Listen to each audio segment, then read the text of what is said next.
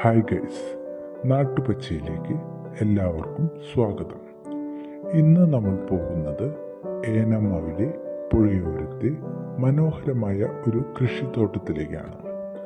തൻ്റെ വിശ്രമ ജീവിതം ആനന്ദകരമാക്കാൻ ഒരു റിട്ടയേർഡ് അധ്യാപകൻ നടത്തുന്ന നിരന്തരമായ പരിശ്രമ ഫലമാണ് ഈ തോട്ടം.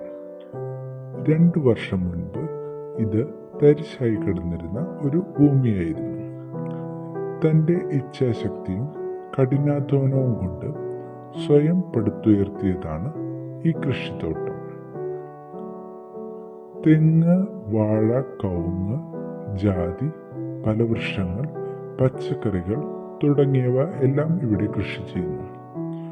1 ഇഞ്ച് ഭൂമി പോലും പാഴാക്കാതെ സാധിക്കുന്നിടത്തെല്ലാം ഇവിടെ കൃഷി നടക്കുന്നു. 2 വർഷം മുൻപ് ഈ സ്ഥലം കണ്ടവർ ഇപ്പോൾ കാണുമ്പോൾ ആശ്ചര്യത്തോടെ നോക്കി നിൽക്കും. മനുഷ്യൻ മണ്ണിനെ സ്നേഹിച്ചാൽ മണ്ണ് തിരിച്ചും സ്നേഹിക്കും എന്നതിൻ്റെ ഉത്തമമായ ഉദാഹരണമാണ് ഈ തോട്ടം.